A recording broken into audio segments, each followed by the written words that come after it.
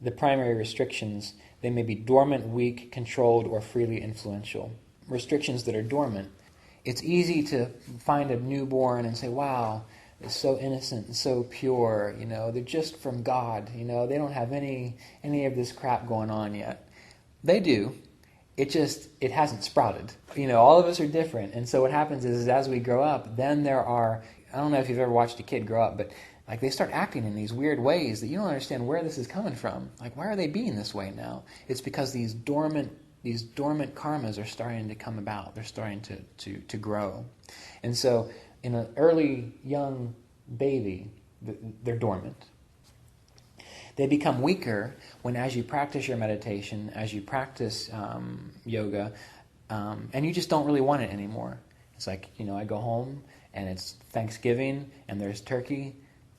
It seems like it'd be good because I remember all the good times I had eating turkey and stuffing. But then I try it again. I'm like, it just doesn't really feel the same. That's like weak. It's not the same. I still did it, but I don't like it as much. And the freely influential, these are the things that you cannot control. At least you can control them, but you're not making an active effort to control them. If you like to drink Coke or Pepsi, someone says, "Hey, you want a Coke or Pepsi?" Sure. No thought. You just take it and you drink down your high fructose corn syrup, and it's good, right? So that is freely influential, and we have that across the board throughout our lives. So just like we're talking about Sutra 1, intensive self-discipline and studious self-inquiry, it's learning to become aware of what are these primary restrictions which may be dormant, which are weak, which we can control, and which are freely influential. And the idea is to note them, see them, and then admit to ourselves, this is where I need to do the work. It doesn't mean that you have to beat yourself up about it. You just decide, this is where I need to do the work. Now, Sutra 5. Lack of knowledge of what is true causes one to erroneously presume that which is non-eternal to be eternal, that which is impure to be pure, that which is painful to be pleasurable, and the ego to be the real self. So let me read that again. Lack of knowledge of what is true causes one to erroneously presume that which is non-eternal to be eternal, that which is impure to be pure, and that which is painful to be pleasurable, and the ego to be the real self. When we're just getting on this path, or when we're just trying to make changes to improve our lives, we are going to think that which is good for us is not good for us. But just think about someone who is unhealthy, who needs to get healthy, and you're trying to tell them you need to get up and walk or exercise every day. Are they going to think that is an enjoyable activity? They're going to think, why do I got to get up and do this? So it's like the thing which is good for them seems to be painful for them. That's just the way our minds work in the beginning.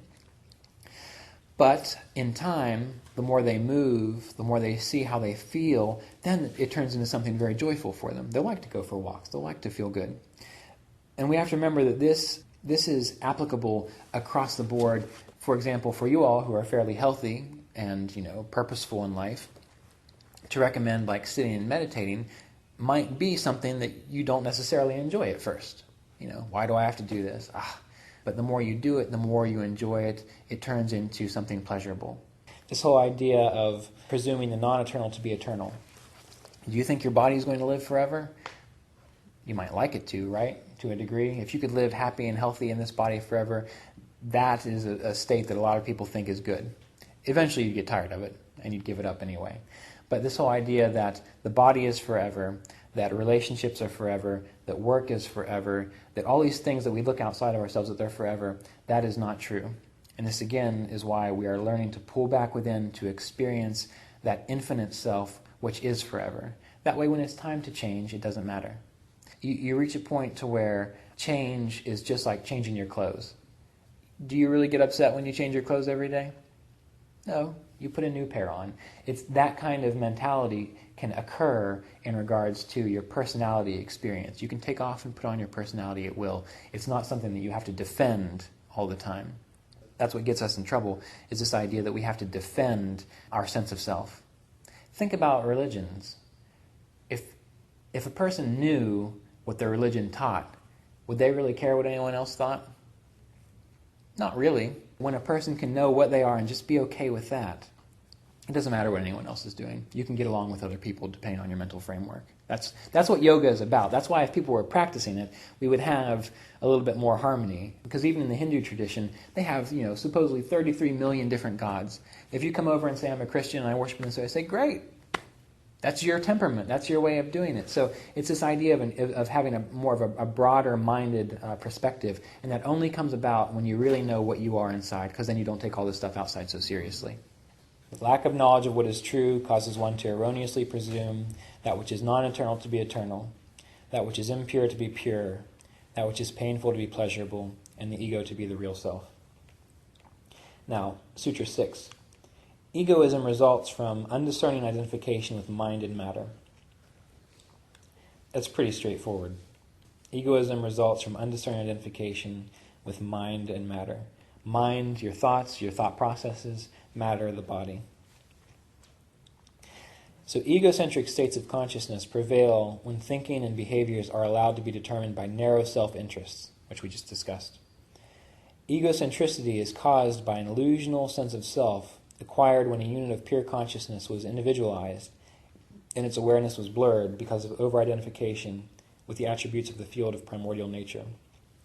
Egotism is an inflated sense of self-importance. So we have to remember that it's okay to have an ego, because that's what we used to work with in the world. The problem is when we have egotism, which means we think we're important. That's the problem. Be yourself, live, but don't think you're so important. And number 7, preoccupation with pleasurable sensations produces affection for them that causes attachments. And 8, aversion is dislike of and desire to avoid that which caused or may cause discomfort or pain. So again, 7, preoccupation with pleasurable sensations produces affection for them that causes attachments. And Roy writes, when we are strongly attached to pleasurable behaviors or relationships, we may forget that all mundane conditions are temporary, that their absence may cause us to experience discomfort or pain. Dedicated spiritual aspirants are advised to express creatively and relate to others appropriately without becoming addicted to what is done or experienced. Purposeful activities and meaningful relationships can be life-enhancing and enjoyable when we are self-aware rather than egocentric or emotionally dependent. So this sutra number 7 is just trying to encourage a person to be what Roy would say would be emotionally mature, which means you have a pleasurable experience, great. It passes, so what? You're going to have another one at some point. You wait for it to come if you want, and then it comes and it passes. But it's when we have pleasurable experiences and we decide we want to experience that again and again and again and again. Again, we talked about addictions earlier. That would be creating an addiction, which is going to create suffering, because you're not going to be able to recreate things. There will always be something changing. And number 8, aversion is dislike of and desire to avoid that which caused or may cause discomfort or pain. So Roy writes, it is natural to want to avoid circumstances that threaten our well-being or survival.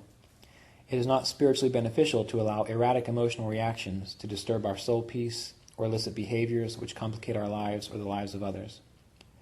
Aversion responses should be appropriate to the situation rather than allowed to be impulsively compelled by thoughts or feelings of likes or dislikes or prejudiced opinions. Aversion is just the opposite side of the coin of attachments. If something occurs and it's unpleasant, that's okay. You deal with it as best you can. But that doesn't mean that you burn it into your mind so that every time a situation which could be similar pops up, you avoid it. Because every time you're avoiding a situation based on a past experience, you are not truly seeing what the potential is, because you may not experience something painful. It's like, imagine someone who has an experience maybe almost drowning when they're a kid. That's burned into their memory. From that point forward, they will not go into the ocean, they will not go into a river, they will not go into a pool. Why? Because of this past aversion to something bad that happened once. What would be, say, a rational way of dealing with that, if you had that kind of aversion? Slowly reintroducing yourself to water. Yeah. If you've got difficulty with people, some people are afraid of other people. Why? Because maybe someone did something bad to them in the past. Is that going to be helpful for them for the rest of their life? No. It would be, again, okay, I realize I've got this problem being in like social groups because of this one experience, but I'm just going to go into it and see just what's it like now, letting go of that past conception. So again, this whole idea of aversions is not to be ruled by aversions. It's to admit that maybe something bad happened before, but you're going to be open to the opportunity that that's not going to happen all the time. Okay? But just as he says, certain aversions are useful. If you touch a hot stove and you burn yourself, it's good to not keep touching that hot stove, because no matter how many times you touch it, it's still going to burn you. So there are appropriate ones.